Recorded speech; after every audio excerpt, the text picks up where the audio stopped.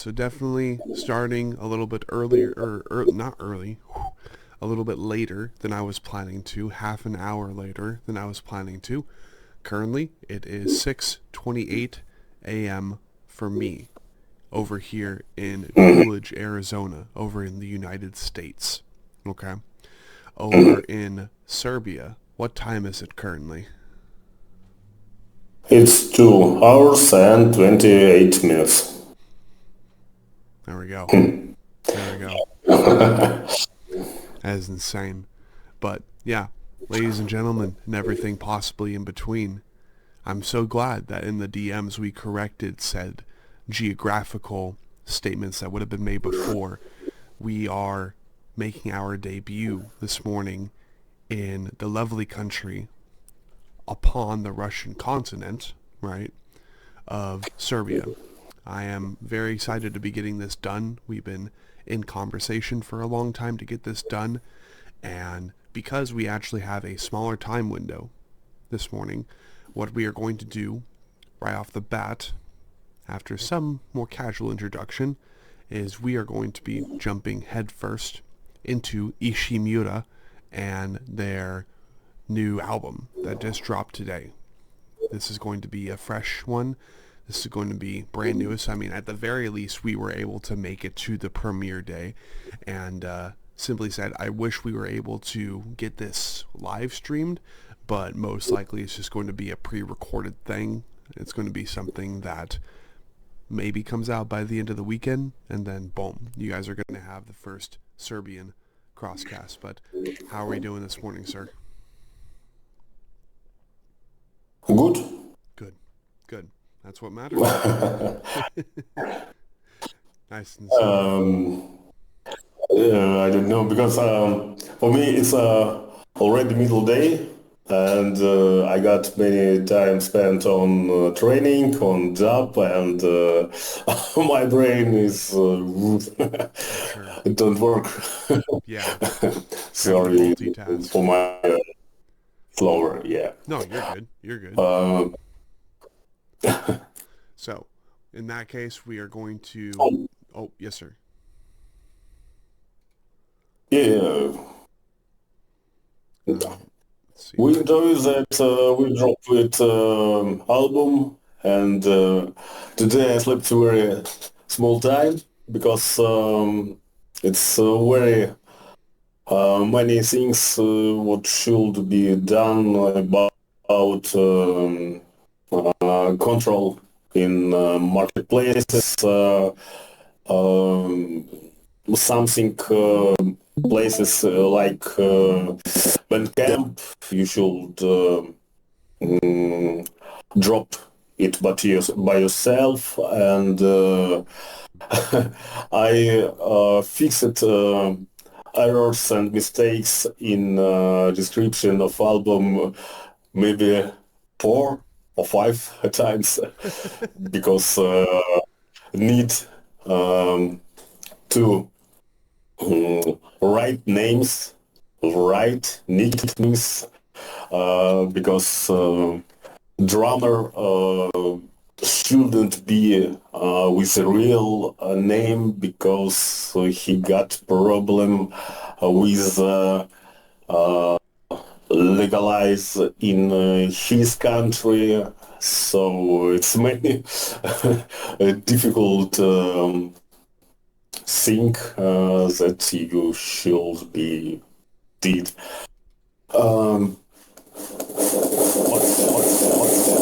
what to show our work about, I think, about more than half year. In this album we got songs from my solo project. Um, it was Aniara. I like, as you can see, that Ishimura spaceship. Aniara, it's spaceship 2 from poem 80 years. Okay. and something song I bring to Ishimura because I decided that it very close to genres and it will looking very pretty in Ishimura set list. I see. So Ishimura ended up being a means to connect multiple band projects from before or make reference to things you were doing in the past, and it just brings it into a bigger thing. It brings it into the effort of a full-length album, and now we're here with Darketh. Now we get to like see all these things mixed together and combine into a greater force because of that, correct? Yes, but Darketh, it's accumulating all my ideas in past and material and songs that I writing now. And you could listen it on something songs. It's from the site. It's not appear and understandable, but for me, when I listen, as example, today on training, I listen full album in my headphones, and I take this. Okay, it's from past, and it's half. It's from new in the today song. So I think Darketh is line for our work with Ramil for maybe 5 years. 5 years with modern ideas in from Serbia and Ishimura. I see. Okay, cool. Well, in that case, this album, Darketh, seems to be a culmination of ideas collected over the course of 5 years, which that's huge. That's huge. Like, very, very similar to that of Cattle Decapitation and their latest album that they dropped back in 2023 with Terracite. Now, Terracite, for them, ended up taking 8 years. And this was while they were writing their 2019 record, Death Atlas. But still, thinking that this album took 5 years collectively, well, I'm so much more excited to finally be listening to this album. So, let's go ahead and jump into that. I'm going to go ahead and mute myself. That way we can listen to this record. And I think, well, the one thing I'm going to do before I completely mute myself, I suppose, is make sure that we can both hear this album. So I'll go ahead and play Black Far Fields and give me a thumbs up or any kind of vocalization if you can also hear your own music.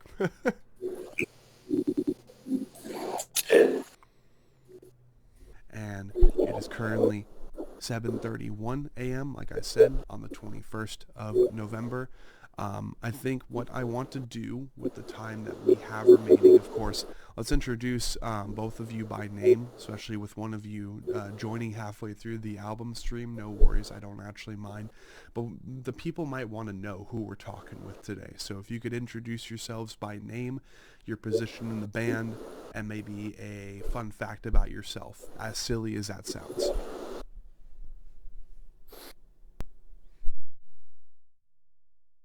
Ramil, let's go. Okay, I can start. Yes, hi guys. My name is Ramil. So basically I'm a guitar player and kind of supporting composer in this band. Yes.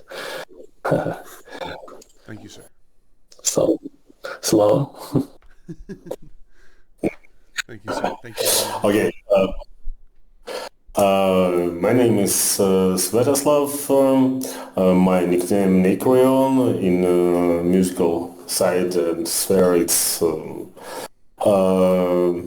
very long time I use this nickname from first black metal band from Russia, Gmorg. So I think if you go to the metal archives and find, you can see groups where was.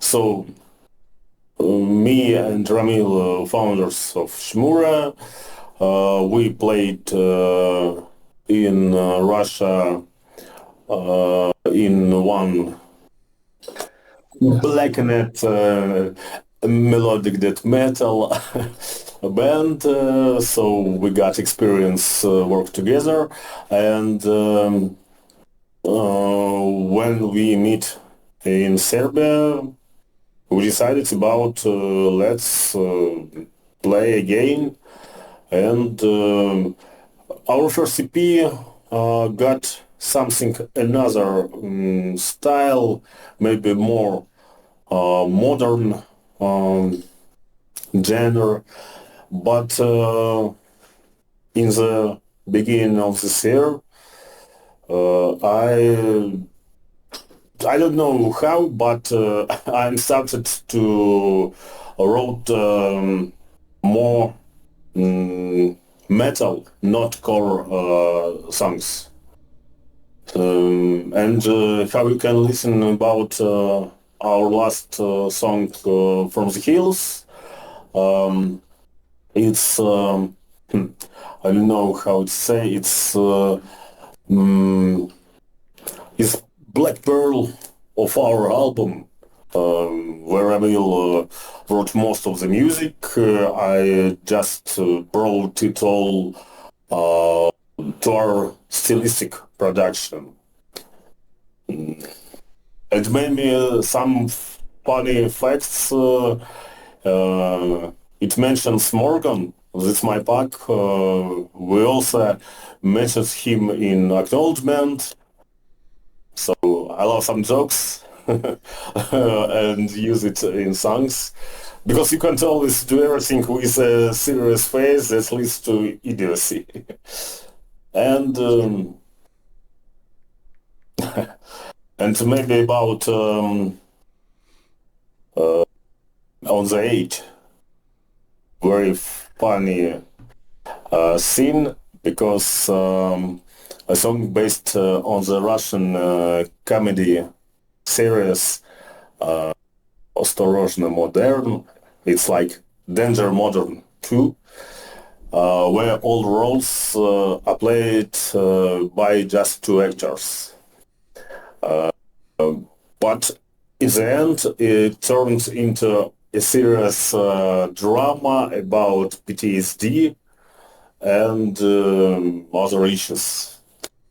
So, but some guys already asked me about, it's really Zadov? And I answer yes.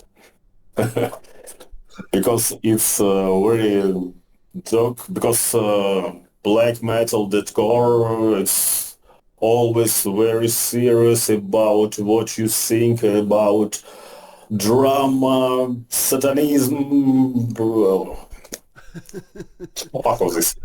Philosophical stuff, yeah. Philosophy is good. It's very nice. We got it in, I think, in more in most song in each song, but I always try to use jokes and some funny facts for trolling serious guys. Right, right.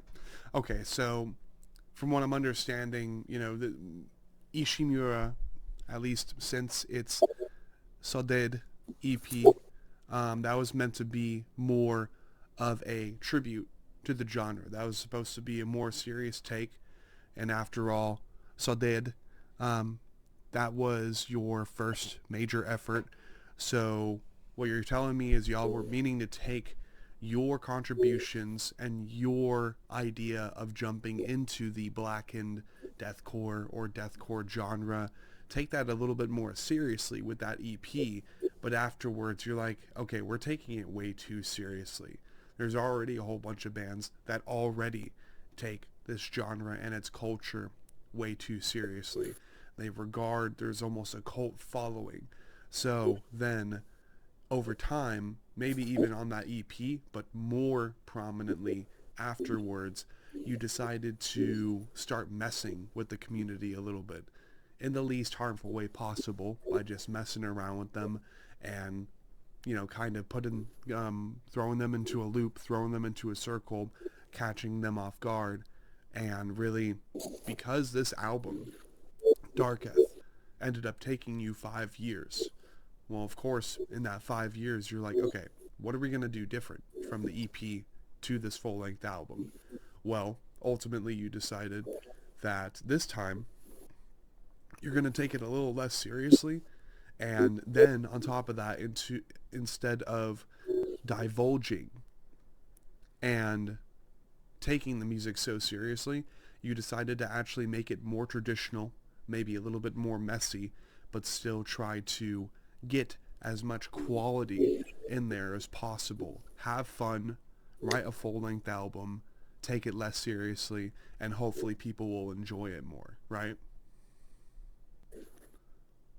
Yeah. More or less. Well, basically right. But yes, I think, what comparing to our first EP, yes, this album is taken more effort into the sound production. We found a nice guy in Russia who made all the mixing and all that stuff on the high quality level, yes. And also, yes, we put more effort into the sound writing and organizing this, the idea behind the songs, and etc. Beautiful. I love to hear it. And what I hope to do in the near future as well is go ahead and then, for any stories there might need to be told, right, for Darketh, for this brand new album, brand new to public domain, I can only hope Premiere Weekend goes really well for you guys for this record as we continue piecing together this Crosscast, this first date podcast session. I do hope we then get the opportunity to tell any and all stories there might be for Darketh. As you know, Neckrion, he mentioned before that even some of the images on the album cover are meant to allude and reference to older projects. And therefore that quote that I provided earlier and that he did as well regarding this combining the aspects of multiple projects into one, well, I look forward to the opportunity of telling that story and piecing together the lore of what is important to what made Darketh what it is today, lyrically. Alrighty, so it is currently 6:47 a.m. on the 23rd of November. A lot later in the morning than I was planning to start this session. We were planning on starting this one at 6, and to the best of my knowledge, even keeping drastic time zone differences in mind, I totally had the impression that we were going to be doing another session with, Madrid metalcore band Awake Consciousness this morning at 4 a.m. my time. When I didn't receive any DM reply at 4, let alone 4:15, 4:30, well, let's just say I kind of fell back asleep. And these guys were like, hey, call. And I got like 3 different calls from the boys in Ishimura. And I had no idea because I had my phone on silent. But it was also really, really early in the morning. So I'm like, okay, hopefully I'll wake up eventually. But we're here now. And we are here to tell the stories of Neckrion and Ramil after having listened to their first full-length album, Darketh, on Friday. I'm ready for this. I'm ready to tell their stories, get to know them as musicians, and therefore also get to know a little bit more our first Siberian band. I'm really excited for this session, though it might sound like I'm still fucking half asleep. I'm here. I promise. I'm present. Yeah, gentlemen, if you want to, you can go ahead and take the reins. I think what I'm going to have both of y'all do, whoever wants to go first, we're going to go through that 10 to 20 minute introduction roadmap question, and then we'll go from there. And we'll probably have that be the first part, the first cutoff for this podcast session, as we're trying to migrate into a new thing where we have like 3 smaller parts to what is on average usually a 2.5 to 3 hour podcast. But like, we'll see how long this all takes. We'll see how long this conversation ends up going on for. But until then, go ahead and take 10 to 20 minutes. Introduce yourself first by name and position in the band, and then we'll have you go back in time. Okay, sure. So, cool. Start first. First, we. Okay. I don't know how it's working in pleasure and all working, but in Ishimura it's fucking working too. It's always about what we want, what I have, and I see what a fucking motherfucker. And this man always community to. Okay, let's go with this. So, basically, tell us your story about how you became a musician. Interesting. Where were you born? Okay. Where? Where were you born? Do you remember? I didn't know. You don't know where you were born. Man. So, is fucking. Okay, tell us. Here. Tell us the story. How have you decided to become a musician?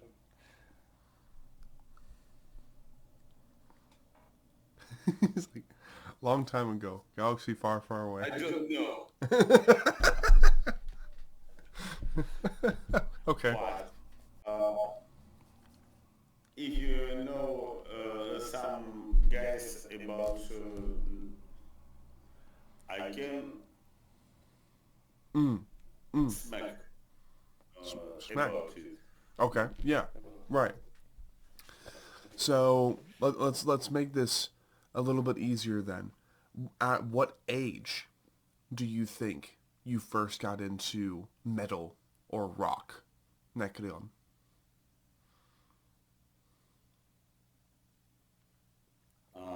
17. 17? Okay. So at the age of 17, then, what were some of the first bands you ended up listening to that you were interested in?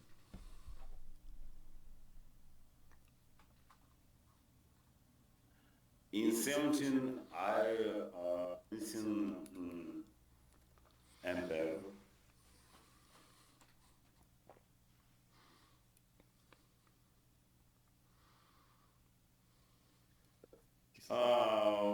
Fucking it's maybe Empire and Nightwish. Nightwish. Pantera and Nightwish. Yeah, I think that Nightwish is very Theatrical? foggle for me how it works. Okay. Okay, so you understood how you wanted to sing, the style that you wanted to sing in through Nightwish, which when I think of Nightwish, I think of Flyleaf at the same time, which is a lot more of a gentle take on nu metal, bands like Korn, Slipknot. Nightwish, I haven't listened to that often, so I know Nightwish is different. But then through Nightwish, you figured out then that you would want to become a heavy vocalist, a heavy singer. Maybe Pantera also helped you harness the more rough and heavy sides of your voice. But then the combination of those two, you think, might have eventually alluded to black metal, correct? Man, He's me and Ramil, just guitarists. we just guitar players, yes. So yeah, We don't we love don't sing. Yes. Understood. My apologies. Okay. Nightwish. What about Children of Bodom? no. Okay, yeah. So, Children of Bodom, Nightwish, Pantera, that would end up helping you get into playing guitar. No, I don't love about Pantera. Oh, no? Okay, okay. No worries. Sorry, it's my Yeah, no worries. So, in that case, Neckrion, do you remember when you got your first instrument, when you got your first guitar? And maybe do you still have that guitar? my grandmother got first my guitar. Was it electric or acoustic? Yeah, it It was electric. yeah. It was Ural. No. It was it's fucking no. It's fucking shit from my grandmother. Oh, Your grandmother made this guitar. and it is awesome. This was all. Да хуй, блядь, я до сих пор играю, блядь. Where is it? Okay. Where is it? Ну, сейчас, блядь, посмотрим, блядь. He says, oh, well, we will look it after. Understood. Okay, so then after having acquired this guitar, have you upgraded since? Do you have a guitar that you really want to get, or maybe any specific equipment you want to acquire to get a specific tone for when you're playing guitar and writing guitar in the future? Or do you have, would you say, the setup that you want right now? I think it's Какие гитары ты сейчас сказал? Soul is always good guitar, and for me it's you whoa, yes, nice guitar. What an interesting description. You should send this video to all England. Describe his guitars. You like the guitar that you currently have, though. That's what's important. More or less. Currently we have years of solar. So we bought string guitars with every tune. So we both liked them. Yes, the sound is great. The finish is great. Yes, and it's really nice for our stuff that we're writing. Sweet. Okay. And also during our playing together, we tried playing with different kind of stuff. I would say kind of different pedals. We tried to build our own pedal boards using different distortions, different effects, and kind of stuff. Then we decided to switch to the processors. We tried Line 6, Line 6 pod, etc. But then we again switched to pedals, and I think maybe 2 years ago, Svetoslav tried to buy a Chinese processor, kind of Photon Stomp, and it sounded incredible for our stuff. Because now hardware reached the point where it started to sound really in professional way. So basically using this stuff like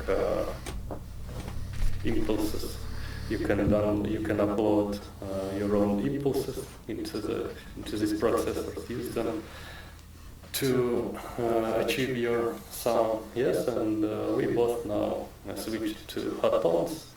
We use them on our live sessions and on our And you like it. rehearsals. Yes. Oh yeah. And we also found that hot tone distortion needs some overdrive, and Svetoslav bought one overdrive pedal to heat up the sound of a hot tone processor. And what is this pedal? It is self-crafted pedal of Ishimura. I think it's from the okay. It's one man who builds his own overdrive pedals. He crafts it by his own. Yes. So we found his website and ordered these pedals, and they sound really nice. Maybe even reach the quality of 14 pedals, which all of England also likes. So, okay. So, Ramil played on what?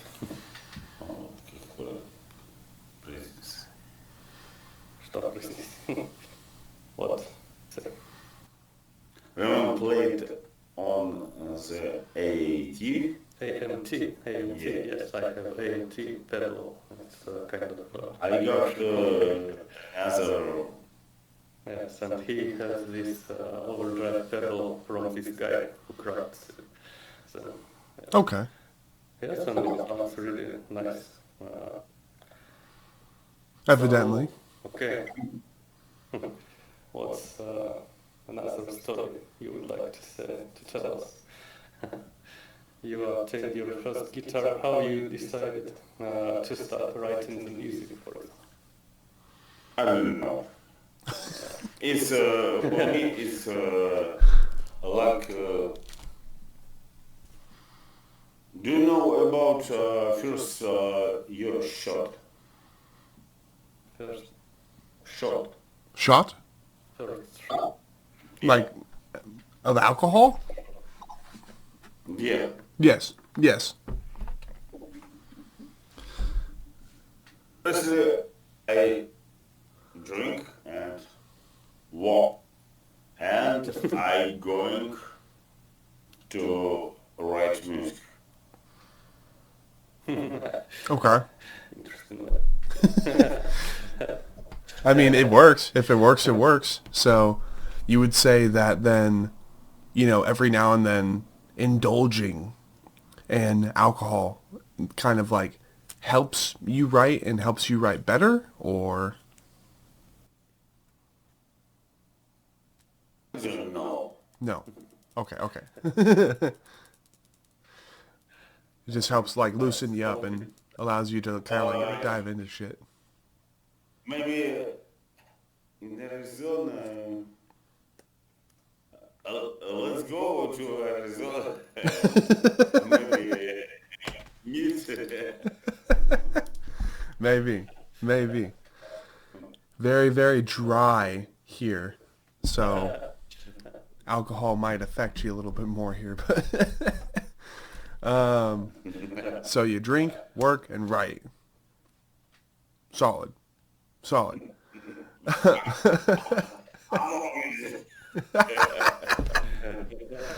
No, that's fine. What is, I guess, because I guess we can, because we're all adults here, I can quote sake, soju, white Russians, which is usually like pretty clean, straight vodka, and then ironically just milk, like just finding a decent thing of milk, and it almost turns it into like an ambush chocolate milk, a white Russian, but apparently a white Russian can also be Bailey's and coffee, or something like that. But yeah, sake and soju are usually my poisons, and when it's not that, I have like more American hard seltzers and stuff, like the hard Mountain Dews and stuff. So, if anything, Neckrion, what is in your catalog? What are some of your favorites, and maybe some that you could recommend to me in the future? Good. Moonshine, he says. Oh, moonshine? What brand? Yes. It's usually homemade. Oh, right. It's usually. All my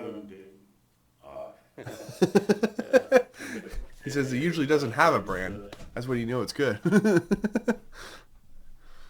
But Serbia, it's common. Almost every family has its own kind of machine to. oh, okay. There you go. That's fucking awesome. I know. I wish I had a brewery or distillery. Recipes. So one recipe is, for example, even you can make at home just by vodka and by pear. So you slice the pear into small chunks and pour vodka in it and set it up for about several months. And this pear will give a really nice taste to the vodka. So it's kind of this recipe. Okay. Yeah. Yeah. Well, so Neckrion, how did you end up joining Ishimura, or are you both the founding members, or did you join later in the process?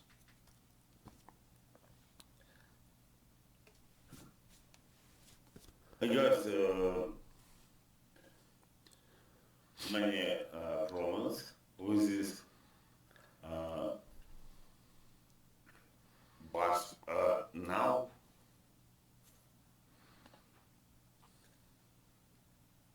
we got normal guitarists, we got normal drums, and we will play. Yes. Neckrion is the founder of Ishimura. Okay, So right. first he came, told me that he has in mind this idea of such a project.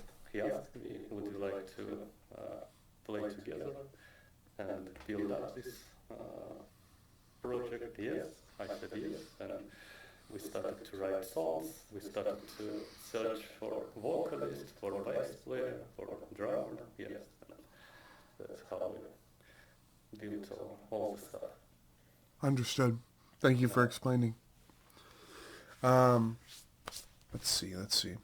So, Neckrion, if you're the founding member, if you're the guy that started this whole thing, let's see. How long ago did you start Ishimura? Like what year? It was like 2 years ago.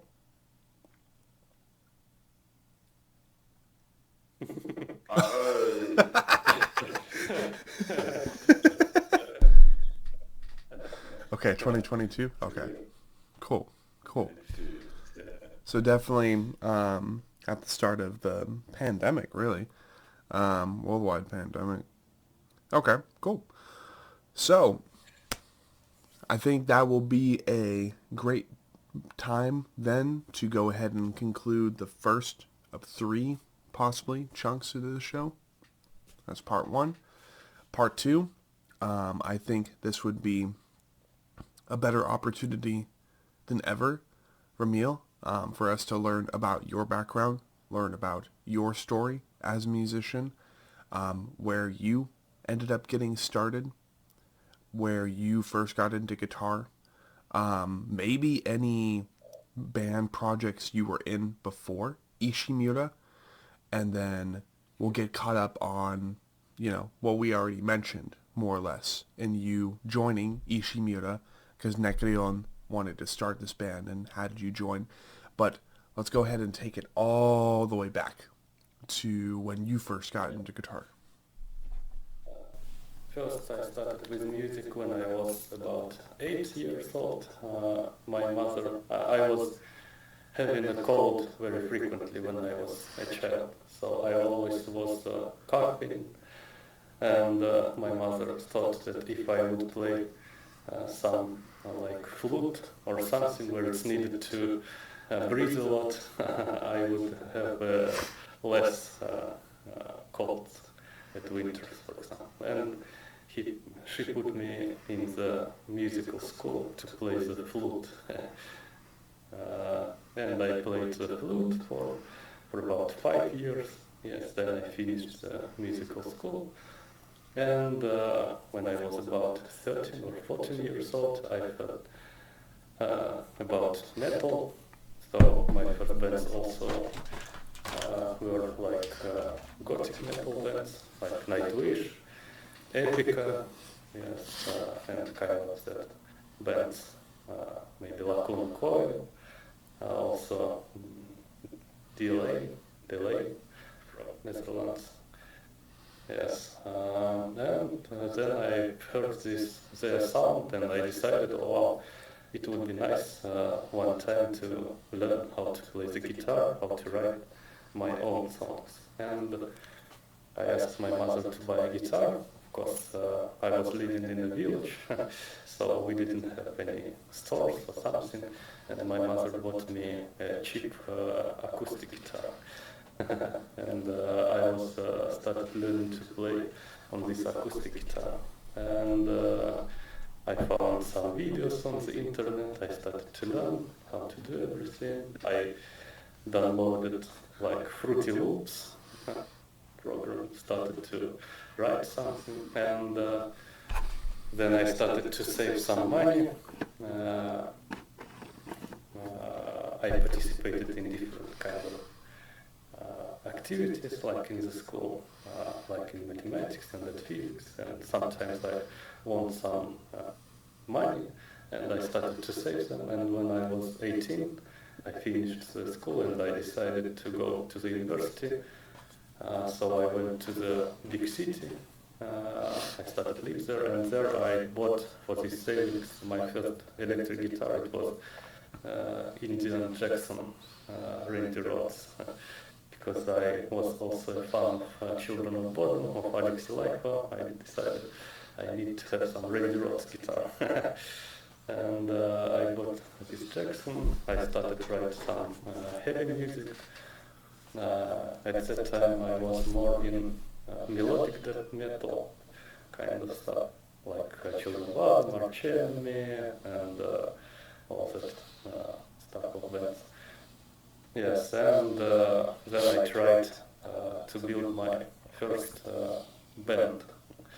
I made an advertisement in a social network like Vkontakte, maybe you know, it's kind of Russian Facebook Vkontakte, VK. I made an advertisement, I found some guitar player, a vocalist, drummer. We started to have rehearsals. Of course, no one of us was experienced musician, and after several months we broke up, and I started to think about another project. Then one day I also tried 2 times more to create my own band, but after all they always broke up, and I decided maybe I need to just find some band, not to create a new band. Maybe I could enter some band because it's difficult to lead the band, all the stuff. And I wrote my advertisement that I'm a guitar player, I'm searching for the band to play. I love this death metal and kind of that stuff, and put some demos in it. And then Neckrion wrote me. I didn't know him, but he wrote me that he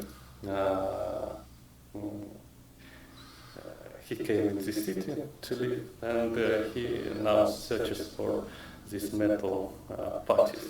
And he asked me, how is it going in this city? I said, oh, it's pretty shit. It's difficult to find. It's pretty difficult to find experienced musicians here. He said, okay. And then we stopped our conversations. But then one wrote me, this girl, she is a vocalist, she knows how to play extreme vocal, like Arch Enemy style. And she asked me if I would like to join her project. She decided to create a band, a melodic metal band. I said, okay, and she said, okay, let's learn, for example, Arch Enemy Nemesis song, and come to rehearsal 1 week later. I said, okay, I learned this Arch Enemy Nemesis song, and I came to rehearsal, and I saw Neckrion there. It appears that that girl also wrote Neckrion as a second guitar player to her band, and he said, oh, okay, again you. And then we met Neckrion with Neckrion second time, and we started to play in this melodic death metal.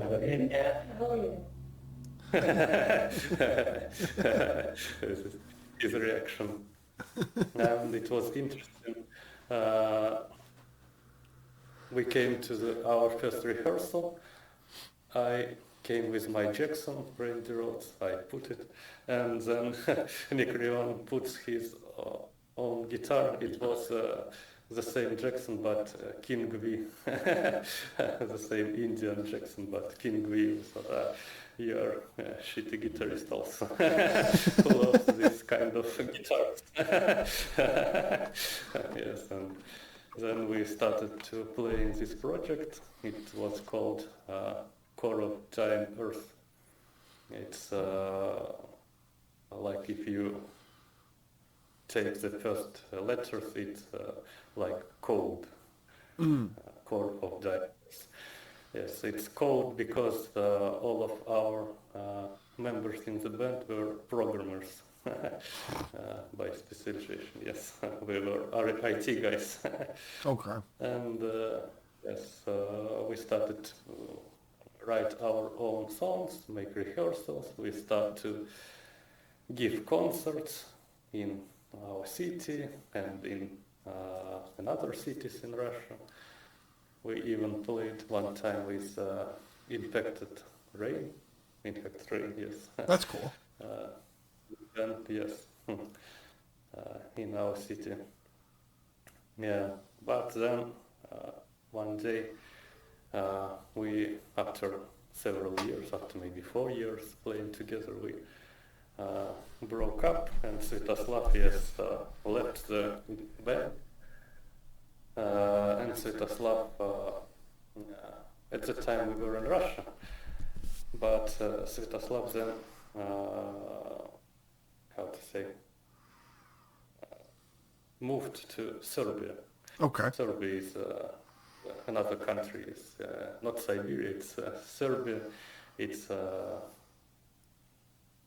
Balkan. Right. I was meaning to say Serbia earlier. My apologies. Balkan country, yes. And when all this situation in Russia happened with Ukraine stuff and etc., I also decided to move out from Russia, and I came to Serbia, and here Neckrion asked me if you would like to start another musical project, like he has an idea of this Ishimura project, and I said yes, and this is our story right now. Then we started to write our songs. We even rented one place here, like how to say, small room. We made a repair there, and we built our own studio, kind of small studio there. And sometimes, yes, several times during the week we go there to have rehearsals. Yes. We bought all the stuff, yes, and playing there, having rehearsals. Sweet. So, yes, this is our story. Awesome. That's part one. Part two, I think this would be a better opportunity than ever, Ramil, for us to learn about your background, learn about your story as a musician, where you ended up getting started, where you first got into guitar, maybe any band projects you were in before Ishimura, and then we'll get caught up on, what we already mentioned, more or less, in you joining Ishimura, because Neckrion wanted to start this band, and how did you join? But let's go ahead and take it all the way back to when you first got into guitar. First, I started with music when I was about 8 years old. My mother, I was having a cold very frequently when I was a child, so I always was coughing, and my mother thought that if I would play some like flute or something where it's needed to breathe a lot, I would have less colds at winters, for example. And she put me in the musical school to play the flute. And I played the flute for about 5 years. Yes, then I finished the musical school. And when I was about 13 or 14 years old, I heard about metal. So my first bands also were like gothic metal bands, like Nightwish, Epica, yes, and kind of that bands, maybe Lacuna Coil, also Delay from Netherlands. Yes, and then I heard their sound, and I decided, oh wow, it would be nice one time to learn how to play the guitar, how to write my own songs. And I asked my mother to buy a guitar. Of course, I was living in a village, so we didn't have any stores or something, and my mother bought me a cheap acoustic guitar. And I was started learning to play on this acoustic guitar. And I found some videos on the internet. I started to learn how to do everything. I downloaded like Fruity Loops program, started to write something, and then I started to save some money. I participated in different kind of activities, like in the school, like in mathematics and in physics, and sometimes I won some money, and I started to save them. And when I was 18, I finished the school and I decided to go to the university. So I went to the big city. I started to live there, and there I bought for these savings my first electric guitar. It was Indian Jackson Randy Rhodes, because I was also a fan of Children of Bodom, of Alexei Laiho. I decided I need to have some Randy Rhodes guitar. And I bought this Jackson. I started to write some heavy music. At that time I was more in melodic death metal kind of stuff, like Children of Bodom, Arch Enemy, and all that stuff of bands. Yes, and then I tried to build my first band. I made an advertisement in a social network like Vkontakte, maybe you know, it's kind of Russian Facebook Vkontakte, VK. I made an advertisement, I found some guitar player, vocalist, drummer. We started to have rehearsals. Of course, no one of us was experienced musician, and after several months we broke up, and I started to think about another project. Then one day I also tried 2 times more to create my own band, but after all they always broke up, and I decided maybe I need to just find some band, not to create a new band. Maybe I could enter some band because it's difficult to lead the band, all that stuff. And I wrote my advertisement that I'm a guitar player, I'm searching for the band to play. I love this death metal and kind of that stuff, and put some demos in it. And then Neckrion wrote me. I didn't know him, but he wrote me that he came in the city to live, and he now searches for these metal parties. And he asked me, how is it going in the city? I said, oh, it's pretty shit. It's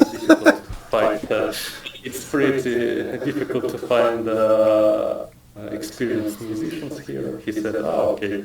And then we stopped our conversations. But then one wrote me, this girl, she's a vocalist, she knows how to play extreme vocal, like Arch Enemy style. And she asked me if I would like to join her project.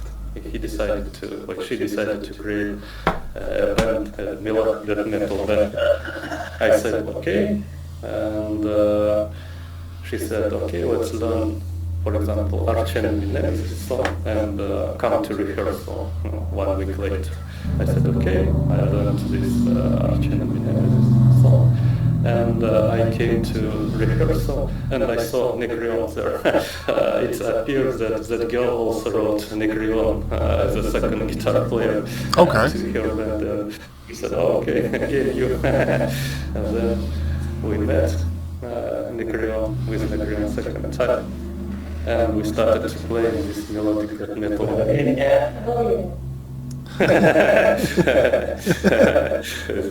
His reaction.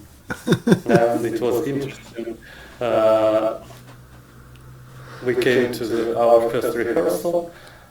I came with my Jackson, Randy Rhodes, I put it, and then Neckrion puts his own guitar. It was the same Jackson, but King V. The same Indian Jackson, but King V. So, you're a shitty guitarist also. Loves this kind of guitars. Yes, and Then we started to play in this project. It was called Coral Time Earth. It's like if you take the first letters, it's like cold, core of diamonds. Yes, it's cold because all of our members in the band were programmers by specialization. Yes, we were IT guys. Okay. And yes, we started to write our own songs, make rehearsals. We started to give concerts in our city and in other cities in Russia. We even played one time with Infected Rain. Infected Rain, yes. That's cool. And yes, in our city. Yeah, but then one day we, after several years, after maybe 4 years playing together, we broke up, and Svetoslav left the band. And Svetoslav, at the time we were in Russia, but Svetoslav then, how to say, moved to Serbia. Okay. Serbia is another country. It's not Siberia, it's Serbia. It's Balkan. Right. I was meaning to say Serbia earlier. My apologies. Balkan country, yes. And when all this situation in Russia happened with Ukraine stuff and etc., I also decided to move out from Russia, and I came to Serbia, and here Neckrion asked me if you would like to start another musical project, like he has an idea of this Ishimura project, and I said yes, and this is our story right now. Then we started to write our songs. We even rented one place here, like how to say, small room. We made repair there, and we built our own studio, kind of small studio. And sometimes, yes, several times during the week we go there to have rehearsals. We bought all the stuff, yes, and playing there, had rehearsals. Sweet. So, yes, this is our story. Awesome. And thank you, Ramil, for telling your story and telling the story of Ishimura through your eyes, because it's, well, for one, Serbia, not Siberia. Now that'll be a good title, because I seem to be getting that information mixed up. But yeah, Serbia. It's definitely a new place that I never really kept in mind before. I mean, how I really do think the United States free education that I went through really did me dirty, which means they taught me the wrong stuff. Because, for example, for the longest time, New Zealand, which is a country that we interviewed another band from recently, going down to New Zealand, I thought that a long time ago, New Zealand was a country tucked away in like the far reaches of Northern Europe, maybe closer to Norway, Sweden. No, it's a sister island to Australia, tucked away in the Southern Pacific. So learning that and getting that corrected through this show and this show alone was kind of funny, but it was cool. And then learning about new countries I'd never been taught about back in high school, like the island of Malta, tucked away in the Mediterranean Sea. And then learning about the fact that that island existed, one. Two, its architecture predates most of Giza, at the pyramids of Giza, and that they have a really, really good metal scene there. Well, that's how we met Hain, which is a really, really awesome band. Now, we interview a band we tell the story of a band from a country that is only on the same continent as Russia. It's not in Russia. It's not a part of the Russia. It was not even a part of the Soviet Union back in the day, maybe during the Cold War. It just happens to be there. So it's nice, if nothing else, to continue to be educated and correct information that I was taught incorrectly back in high school through my own show, and just learning about all these nations and countries around the world. It's really nice. So, speaking of that, let's go ahead and learn a little bit about Serbia, okay? So, ultimately, like I just said, and like I've been educated of during this session, Serbia is another country located on the same continent as Russia, but it's not within Russia. It was never within the Soviet Union. So, do me a favor, Ramil, and for those of my audience who are like me and maybe thought the exact same thing, let's go ahead and learn a bit about the country that Ishimura is based in. Maybe some things that most people don't know about this country, because it seems to be really lovely from the Google images that I've seen so far. It's very pretty. It seems to be very pretty. Yes, sure. Serbia is a country within Balkans, so it's really placed in the midst of between Bulgaria, between Croatia, between Hungary, yes, and yes, here basically the nature is really nice. So you have two parts of the Serbia. One part has lots of lands, like, and the other part has a lot of mountains with forests. Yes, and the rivers are pretty nice. It also has a big history, so there are lots of castles here, still from the Middle Ages, from yes, even some things from Roman Empire also, kind of yes, remaining parts. Right. Yeah. Even right now, Serbians who has some piece of land and they grow some food there. Sometimes they are digging at their garden and they can find the helmets of Roman soldiers. Really? It's interesting. Yes, there are lots of stories. In museum you can find lots of these helmets of Roman soldiers. Yes.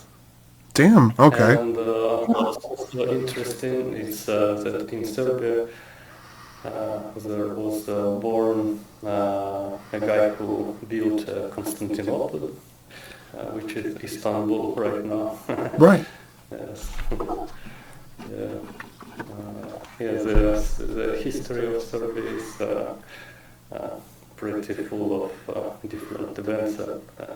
Yes, famous people. And the famous tennis player, Novak Djokovic, is Serbian. Okay. Yeah, and looking at Google Maps too, just to put it into context for the Crosscast audience, for the Crosscore.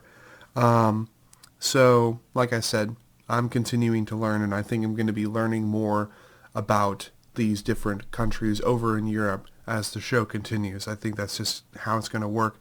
And I'm going to learn more from my show than I did back in high school. But, I mean, I was also a lot younger back then. But to put it in perspective, Serbia is one of the countries over in this part of Europe that is right next door to Romania, which we interviewed Philip of Insanity Deification from recently. that was a really awesome podcast experience. And then most likely from that session, that first date session with Insanity Deification, we shall have bands like Cult's Insignia, I think. Cult Insignia and Necrotomb, who are also based in Romania. But yes, Serbia is a next door neighbor then to Romania, and it actually gets us closer and closer to that of Greece. It's really interesting, though, to see how many different countries there seem to be that are just kind of tucked away doing their own thing over there in Europe. And mind you, Southern Europe, or maybe, let me be more specific when I say that, because Estonia, Latvia, Lithuania, Belarus, and Ukraine, they are definitely Eastern Europe. So then, with that in mind, Serbia is definitely the southeastern portion, or it leans more into that southeastern portion of Europe, where then you start making your way to places like Greece, Turkey, Istanbul, which is, I think that's just a city within Turkey. Yeah, we're learning a lot. And then Georgia too. That's on the other side of the Black Sea compared to basically who we're talking to right now. But yeah, people were finally making our way into the Black Sea as far as interviewing bands. It's crazy to me. It's awesome though. So, from the perspective of someone who went from Russia and the Russian music scene, and we decided to, you guys decided to relocate to Serbia. What is one thing you enjoy about Serbia, and what is one thing that you hope improves in the near future? And this could be politics, this could be the environment. Like, what would you want to see improve, and what have you enjoyed about Serbia so far? Obviously, probably the separation from the Russia-Ukraine conflict helps out a little bit, so. I enjoy it a lot. First of all, people here are really nice and open. They were really kind of, how to say, friendly. When we got here, they were really helpful, friendly. They helped us a lot. Even when you walk on the streets, it's really lots of nice people. Everyone could help you. Happy about it. And yes, people are really nice here. And another stuff is, of course, Serbians don't like the politics, but after Russia we found it's really nice politics for us. It's really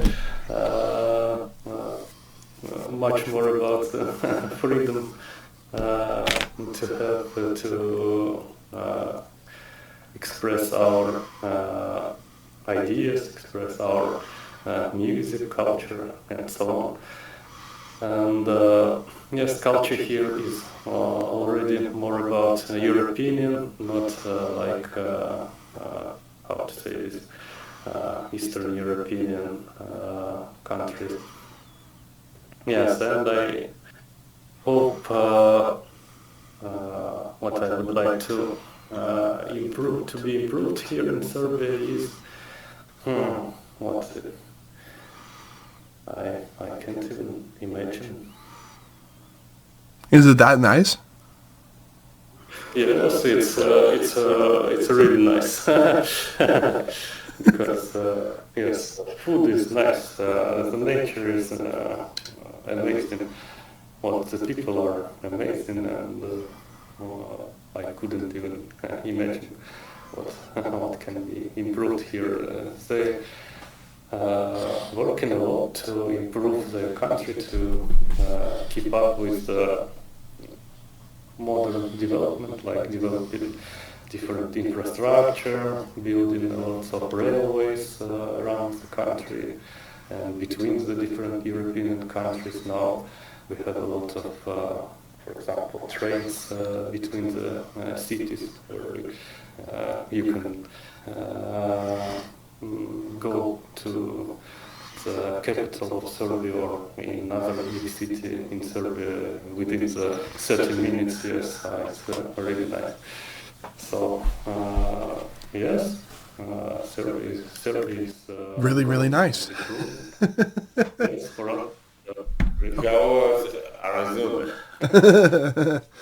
Yeah, I mean, Arizona could use a lot of work, could use a lot more foliage and greenery and better wage of living or expensive living to wage ratio. That would be really nice if we can get that improved.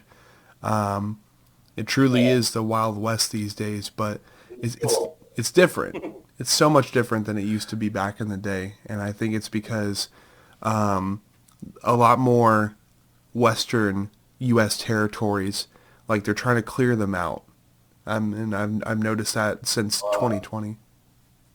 One more question. Yes, sir. What about you can What? you can Oh yes.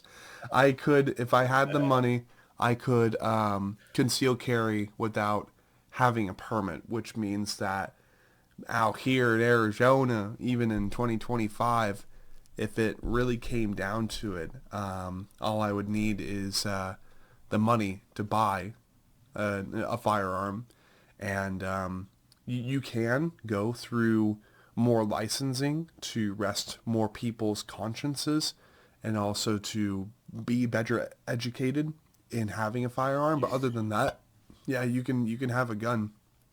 You're allowed to have a gun.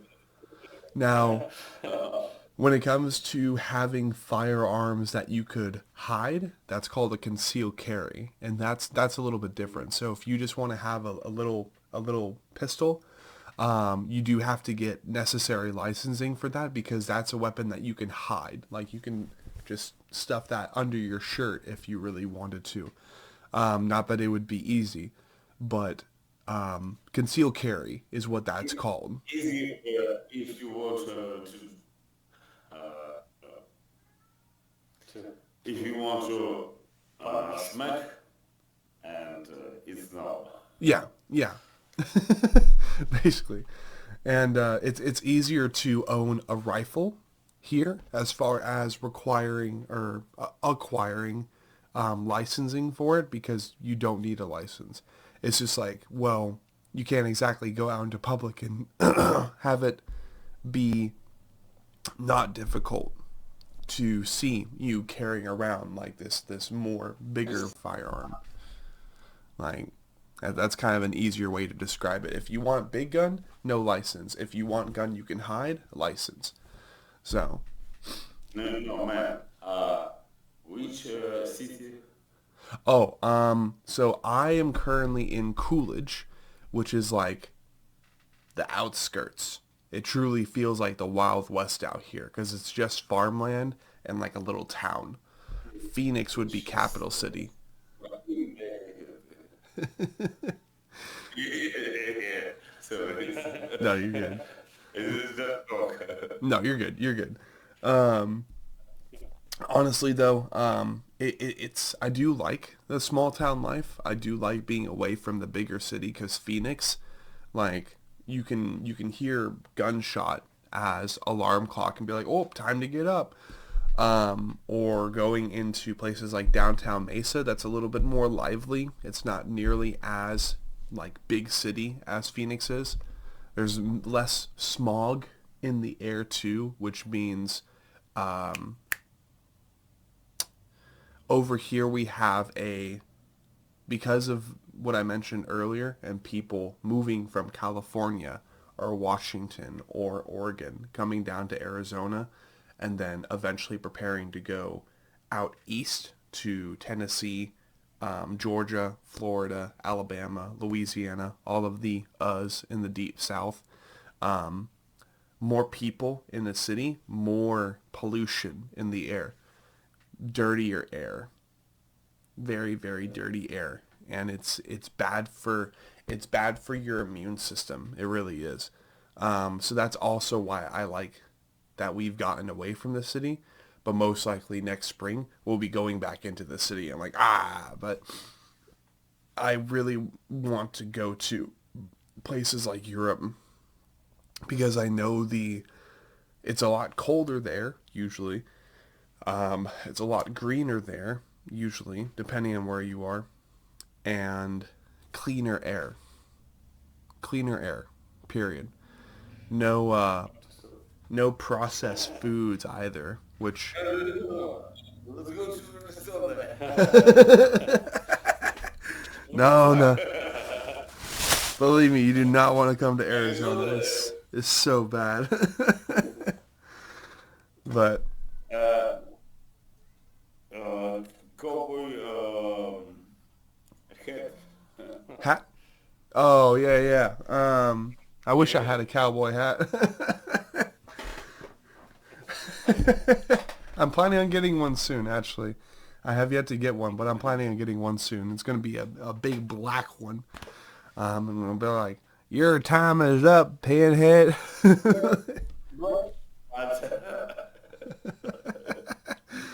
Awesome. Get you guys some too. Have you come here? You're like, I am American now. Let's all be cowboys. Let's all be cowboys and going to downtown.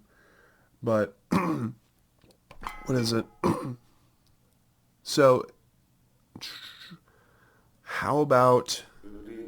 In my dreams, I see you, I feel you.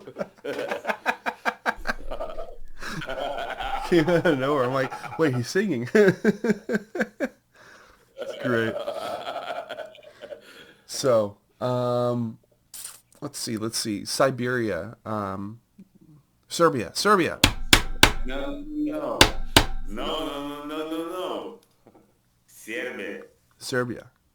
Serbia. That's why I smacked the table. Siberia. Yeah. Sorry. Is different. Big difference. I'm not sure why I said Siberia. Serbia. Damn it, Serbia. So there's a little bit more history over in Serbia than there might be here in Arizona, possibly even relating to that of World War I or World War II. So I'm not sure if you guys have a fascination with the paranormal or supernatural over in Serbia. Or maybe you believe in ghosts. Maybe you at least like going to older historical buildings around Serbia. Just to say that you did, just to kind of look back in time. In that regard, do you guys have any common knowledge of places that maybe it would be cool to go to talk with ghosts and phantoms, haunted places over in Serbia? Do you guys know of any spots over there? Basically, I know that in Serbia.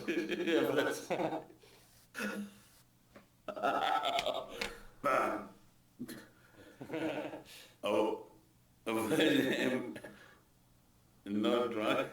You're not drunk. I didn't see it. So, when not drunk, fucking shit, ghost, here. Fucking bands. I see. Basically,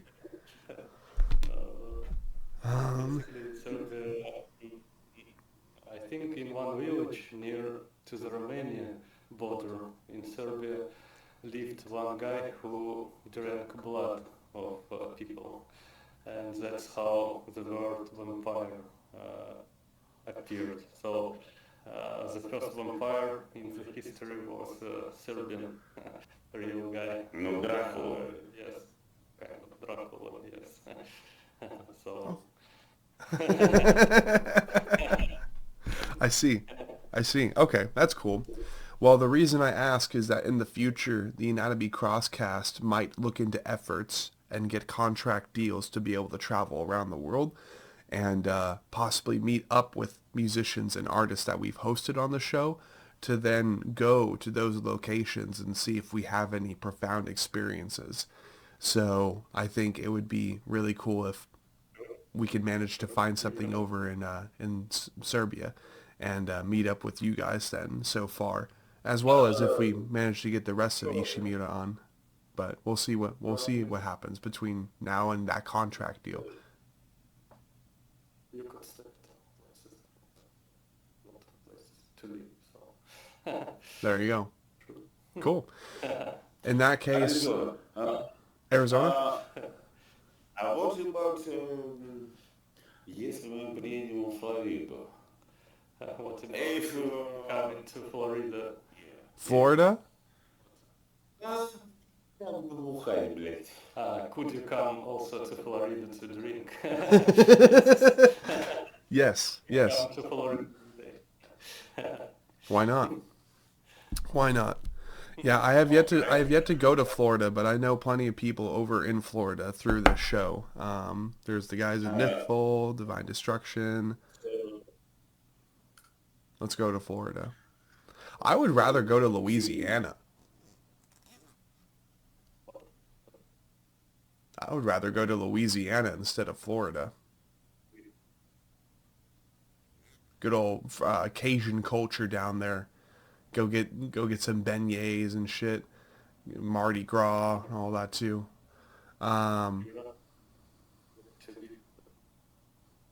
What's up? New Orleans.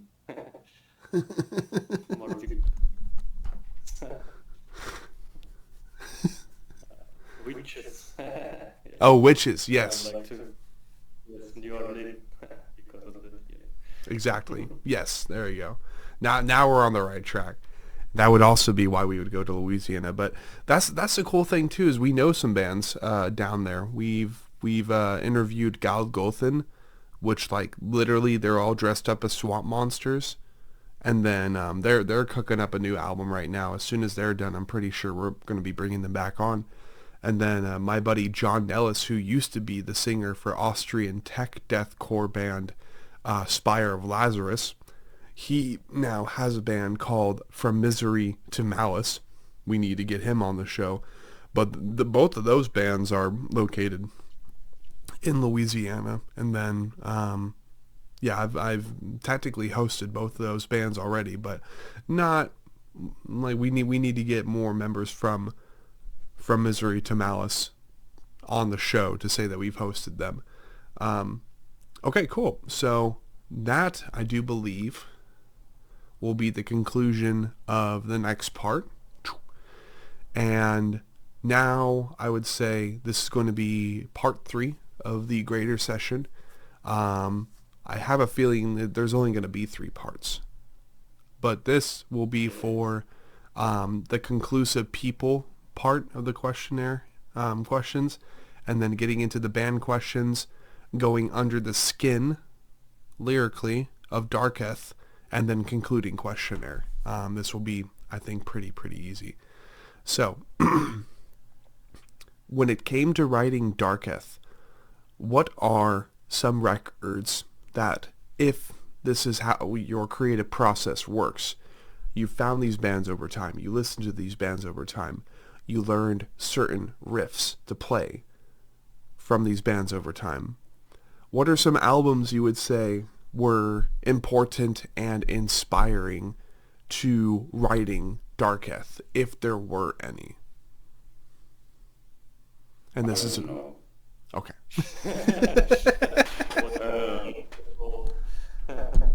It's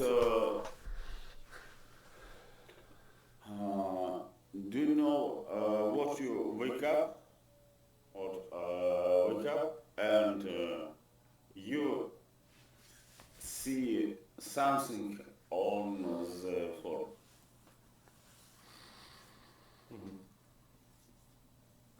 the fuck is normal? Yeah, yeah. When you see something on the floor.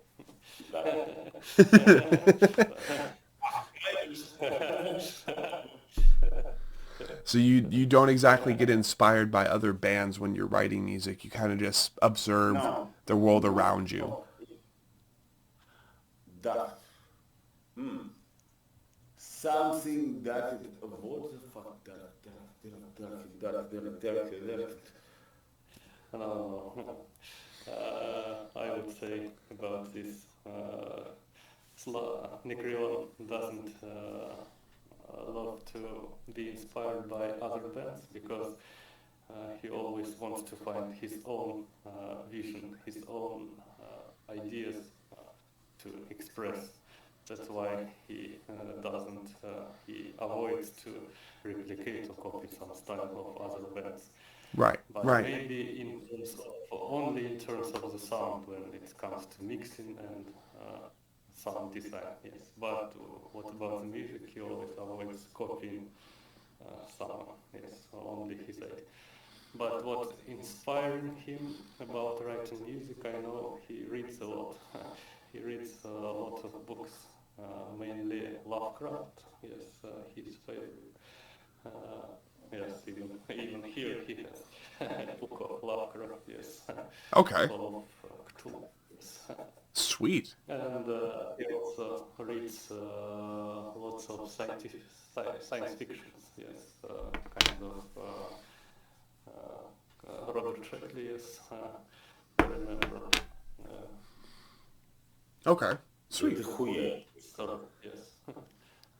So you would then say that when you are creating new stuff for Ishimura, you look into the narratives of Lovecraft, you read up a lot, and you prefer not to be inspired by any bands when you're writing the guitar work that you do for this band. And I mean, that makes complete sense. Creative pollution with the oversaturation of bands up until now, 2025, where there are millions of bands, well, half the time none of us want to sound like the other. So we don't really look to albums. We don't exactly put on a record or two and say, you know what, that riff. Because it's like, well, now you're just ripping off that band's guitar riff. That's not cool. So, good answer, Neckrion. Good answer. How does that process work, similar or different for you, Ramil? Do you get inspired by bands when you're writing the guitar work you do? Yeah, usually how the process is going, Neckrion asks me to write some melodic, melancholic part of the music, some melody. But then Neckrion takes my ideas of some melancholic melody and makes out of it some brutal song with these melodic parts in it. So, and when I'm writing these melodic parts,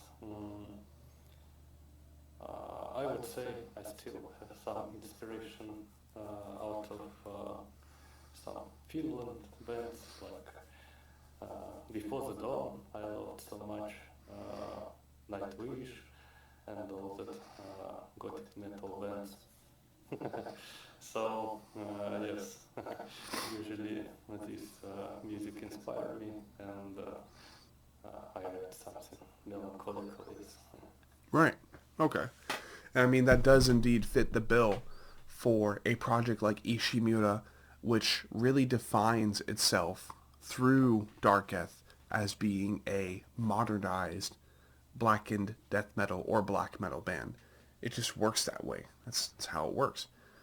So, then I think this would be a great time to migrate into the band part of the questionnaire, right? We understand how you two write for the band, that being the founding member of this band and one of the first other guitarists other than himself, that being Ramil, joining later on.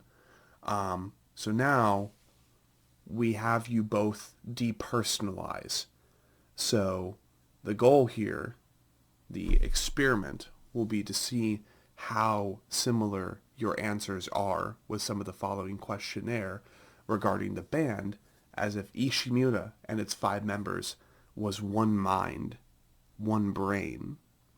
This is one of my favorite parts of the podcast because it really, I think, shows how similar the answers of all the members might be, or how, like, in sync they might be. First question, how is the name Ishimura decided?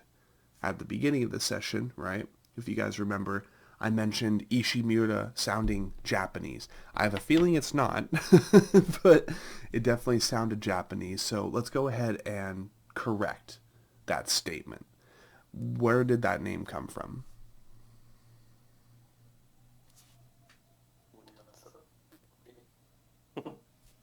For me?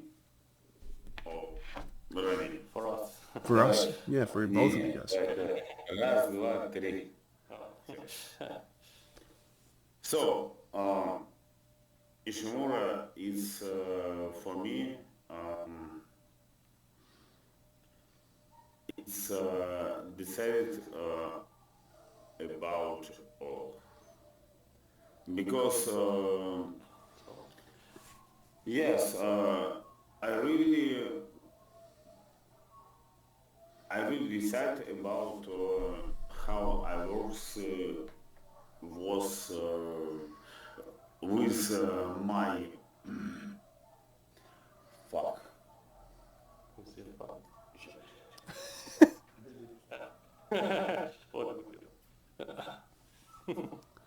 There's a panda.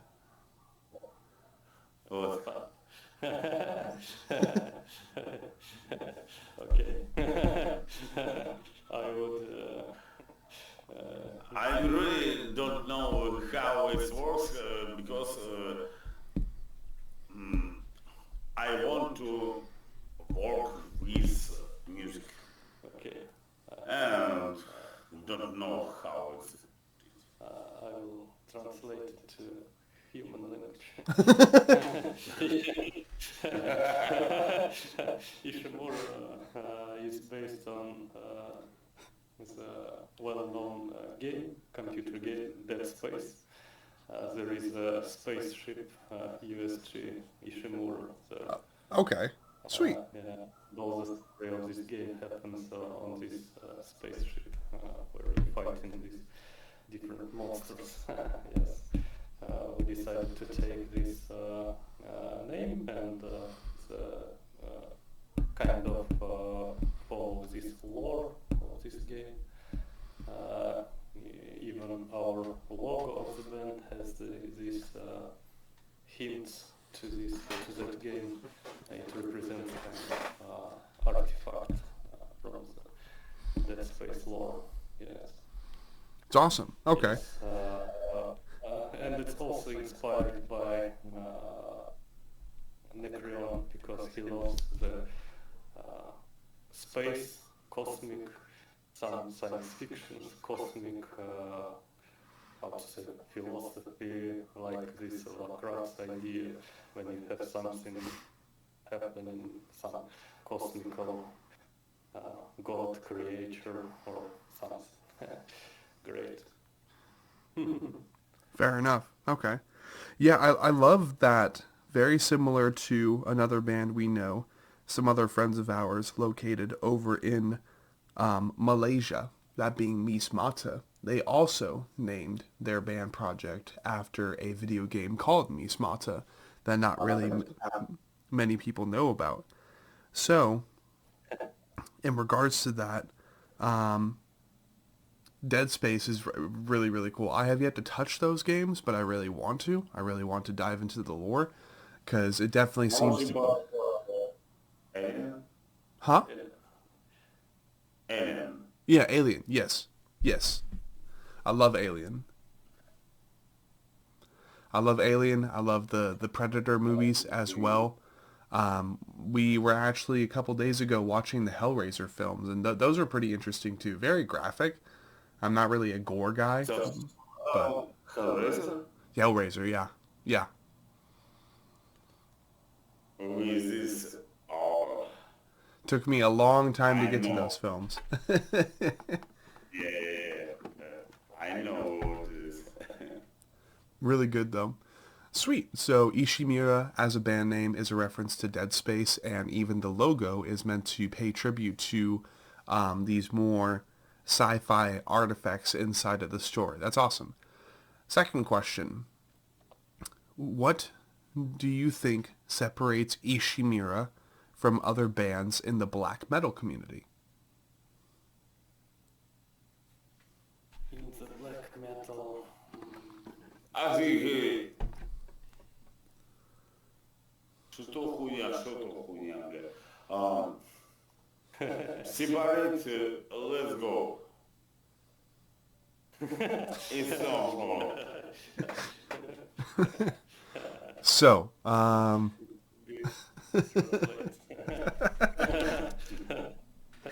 basically, what he means when he writes the songs, he doesn't think about will it separate something from other bands' styles or not. Just you have idea, you have this feeling, you write the music. yeah. But as I would say, what separates from black metal, really, our music is not all about the black metal style. It has the score parts, death metal parts, and different melodic kind of parts. So yes, which already separates a lot from pure black metal bands. Yes, I agree. Yeah. Not like it's well produced. It's well produced. It's balanced out. It's not just blatantly just basement recorded black metal. Not really. And there are certain modernized elements in it. So really, like when I was listening to Darketh with you guys, I more heard like blackened death metal. But the thing is that's like 2 or 3 more syllables compared to just black metal. So there's a simplicity in the genre label of identifying Ishimura as a black metal band. But it definitely has a lot more like symphonic elements in there that I think balance it out and make it easier to listen to. But that's a good thing. That's a very, very good thing when you're trying to write music as heavy as Ishimura provides. Awesome. Great answer. Thank you, Ramil, for translation of Neckrion's comments as well as your own. And now I think we should go under the skin of Darketh. So, going over to Spotify on my mobile device and then going over to that of Darketh, the first thing we want to do, usually, is provide a back of the book summary for the album. However, I do not want to continue this session assuming, or continue this conversation assuming that either Neckrion or Ramil are the lyricists for this band. Is it the vocalist who mainly writes the lyrics for the songs? Neckrion writes also lyrics. Yes. Okay, he writes all the lyrics. Awesome. Just wanted to make sure and not assume. All right, back to recording. It's currently 11:26 a.m. for me on the 25th of November. For the gentlemen, for the boys, it is about, I would say like it's like 6:30 right now. But we are back, and chair is gone, hair is gone. A lot of changes since we last recorded with these guys. And today will be the final part of our first date Crosscast session with our first Serbian band, that being black metal band Ishimura, with the help of Neckrion and Ramil. We are able to then do our first couple doses of networking with this country, with the band from this country, and this will be the final part. This will be the final segment of the show. So we will do our best to get through this process and get through it in a realistic and timely manner. So, of course, we know that the band is named after a spaceship from Dead Space. We asked the question most recently about what they think may separate this band from other bands, and it's mostly just the production. It is the individual basis of the band. Other than that, there's not really an intention to separate if there's no inspirational bands for this project. So now, of course, we jump into Darketh itself. We go under the skin. A little boop for the edit. And now we are at the very end of the Anatomy Crosscast and its first date session with its first ever Serbian band, that being Ishimura with Ramil and Neckrion. We hope to have other members of this band on in the future, but until then, we have two parts of this bigger story amongst these 5 musicians. Got 2 last questions for the both of you. So, second to last question. This is your opportunity to offer any and all critique and feedback, negative and positive, that you may have. So that way, session by session, we can continue improving the show for the bands that we host next. So, what negative and positive critique did you guys have to offer for the Anatomy Crosscast? Did you enjoy your time here on the show, despite, the reschedulings that we had to do, for example? What is something that you think could be better for future bands? All that stuff. Take it away. This is your time to unleash hell, or unleash glory. Okay. I could start, yes. So, thank you, Sean. Thank you, Sean, for inviting us to this podcast, first of all. Yes, I was pleased, and I appreciate how you prepared the questions, the sessions, how you divided them. I appreciate the topics of the questions, how you dig up into the what each musician represents in the band, what ideas each musician have, what was the way as a musician of each of each member of the band.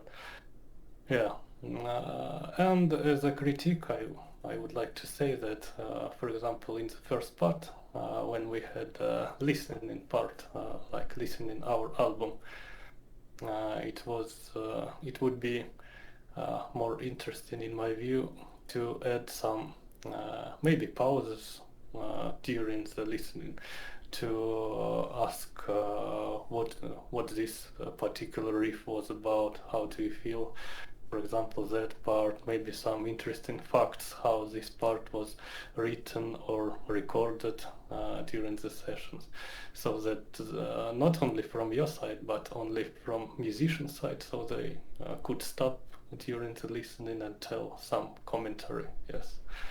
So that's from my side. Yes. Yeah, I like that. Honestly, Yes, I do.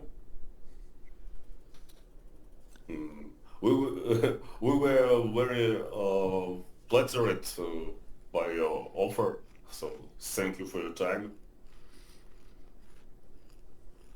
You're welcome. And all critics was from Ramil, yeah. Yeah, of course. Like as we continue our quest for global dominance through the means of at least interviewing 1, 2, maybe 3 bands from every country around the world, whether the superpower countries or the countries that maybe no one has ever heard of. Hell, this show is the reason I found out about the island of Malta tucked away in the Mediterranean Sea, and a band from there called Hain. Before this show, I never knew about the island of Malta. I never knew about the country of Malta. and apparently there's architecture there that predates the pyramids of Giza. So it's like, I will always mention that because I can now officially say that this show has taught me about brand new worlds, brand new countries, brand new cultures. But our goal is global dominance through the means of interviewing at least 1 to 3 bands from every country around the world. So, interviewing a band that I originally thought was going to be located in Siberia, in Russia, I'm like, oh, okay, this is going to be the second Russian podcast we do. No. In fact, it was even better because we interviewed a band from a country that maybe most people from my side of the world never even were taught about, right? Maybe they just never took the time to acknowledge a place like Serbia. So then I think through this session, we could easily be slingshotted to different other Serbian acts, as well as acts that are located in Bulgaria, or even getting us closer to the Black Sea. Maybe we start interviewing bands from Turkey. Who knows? The future is the possibilities are quite endless because there are so many hundreds of thousands of bands. Chances are 2026 is going to be a lot busier year for this show, but it's only because I plan to be so relentless with my work. So being that you both had no negative critique to offer, it was more like, yeah, during the front to back listening sessions or album listening sessions, maybe if I can figure out a system where I can see everybody in the Discord, right? Because I only have one screen right now. And maybe if I make it to where, like, if someone raises their hand, we pause the song and they can talk about the riffage, they can talk about these songs, then maybe that would make for a more intimate front to back album listening session. We did that in the past a couple times, but I think I started veering away from that once I realized, and like, I was interviewing a lot of slam bands. I think that's what was going on, and more oftentimes than not, slam or slamming brutal death metal bands,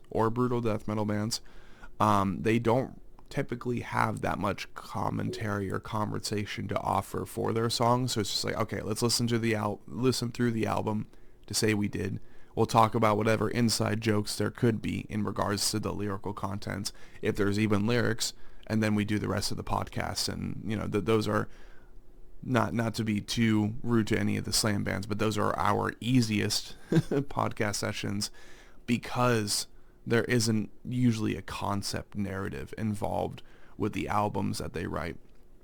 But being that there wasn't any negative critique or feedback, the last question I want to ask the both of you is, in reference to your positive experience, all the obstacles that we got over as far as scheduling, rescheduling, me waking up at the crack of dawn, this and that way we can make this podcast work. What bands, maybe even local to Serbia, would y'all want to see jump on the Anatomy Crosscast in the future? And if not local to Serbia, what are some friends or maybe musicians in nearby places that you would want to have us reach out to in the future, or maybe even help us get on the show in the near future? So this is for recommendations. This is the bands you want to see next on this show.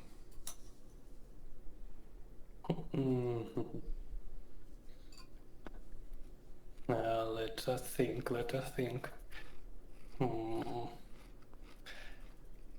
So, Neckrion, do you have someone to recommend from Serbia? Yeah, I forget from Bleed to Death organization. Do you remember Dorkin? Guitarists. We played together in May, and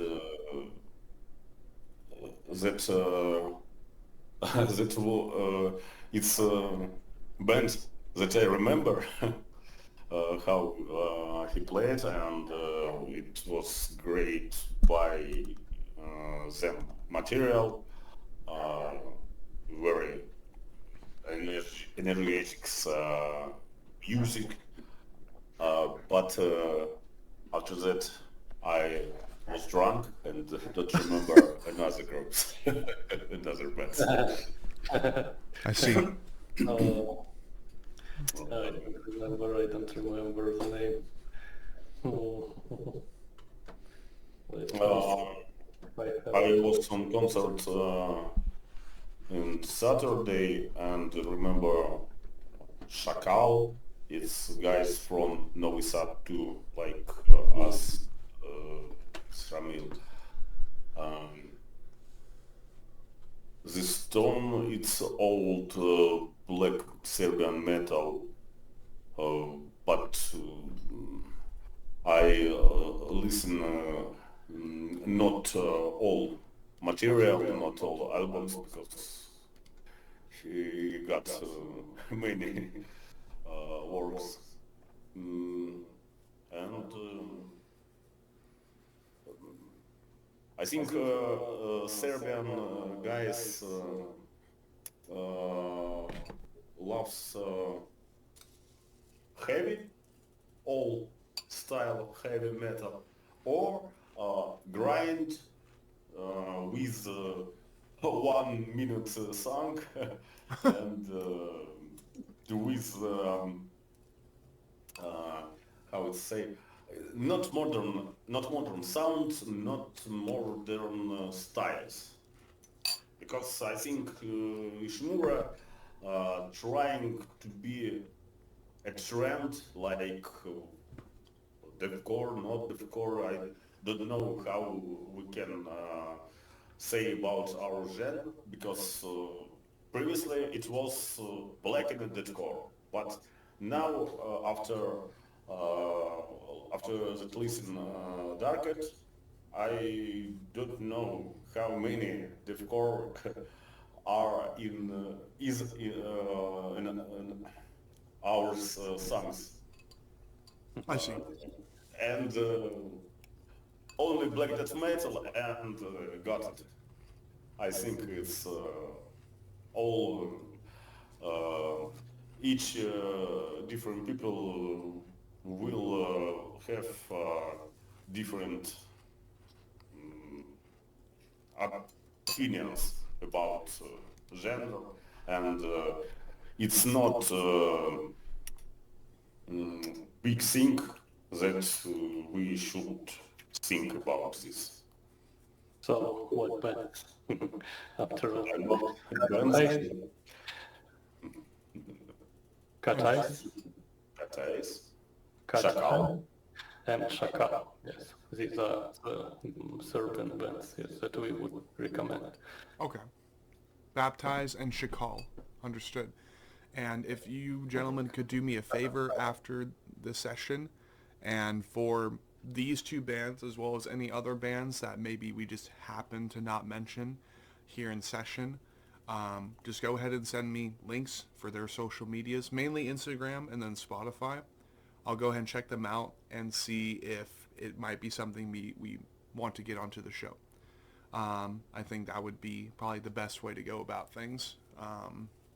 But I look forward to then reaching out to all these bands and possibly this year or going into next year, making the Anatomy Crosscast a podcast, a show, a band interview platform that becomes a lot more relevant in places like New Zealand or Serbia. I think we're making our mark over in the Philippines right now. But like I said, when you're on a campaign of world domination through cobweb networking, well, you have to get as many countries involved in those statistics as possible. And maybe next time this is something for any bands from Serbia that we happen to reach out to in the near future. Maybe you want to do some homework and listen to this. And then on top of that, you happen to get to the very end of the podcast and listen to this bit. One thing I always want to encourage is that if the language barrier between English and your native language, no matter where you're from, is a little bit daunting, maybe it is scary or it makes you nervous, we can ultimately always use Google Translate. And I'm surprised that is not something that I mentioned during this podcast, because I could tell that Mr. Neckrion was he was struggling to communicate a couple things. Nothing wrong with that, because English is a fucked language. I mean, hell, I'm 26, raised in the United States, and I'm still learning new things about English, whilst I'm also learning Japanese. So, fear not, if there is a language barrier, we will conquer it with Google Translate, as long as you have a mobile device to do Google Translate through. I would be more than willing to do that, and to be honest, I love hearing other languages on this show. I think there's a very, very unique international charm that comes with hearing a conversation in another language, and then either the information being typed into chat here in Discord, or through Google Translate on a mobile device and then just spoken into the mic, right? So I can hear that shit. But, Ramil, Neckrion, I do believe that that will be the end of our first date Crosscast session. It is currently 12 p.m. for me on the 25th of November. We are getting closer and closer to the end of 2025. It has been a very, very wild and educative year for me. I've learned a lot about myself. I've learned a lot about the people that I used to surround myself with. And most importantly, despite all of that, yeah, sure, we had a 4-month hiatus where nothing was happening and then the podcast got deleted. But in reality, that pushed me to re-upload the entirety of the show, get it caught up on social media on at least one platform, and it seems that it's all up from here, and that's what matters. So, this has been Sean Cross, your one and only true counterculture podcast personality, of course, other than Finn and Tony, my co-hosts. We hope to have them on the show soon. We're hoping to cook up a Crosscast trailer session. That way, it's the three of us in session for the first time, not on Instagram Live, but in this session, our goal will be to introduce everyone to a more fun and immersive version of what is basically the Crosscast inquiry email that I send to all the bands. This will introduce you to how the podcast works, what we're hoping to accomplish with every band that we host on the show from a business perspective and just a more traditional perspective as well. So that should be coming out here by the end of the year at the very latest. And yeah, just like the Great Eternal Music Machine, we got to keep cranking. So we'll catch y'all later. Boom. Yeah.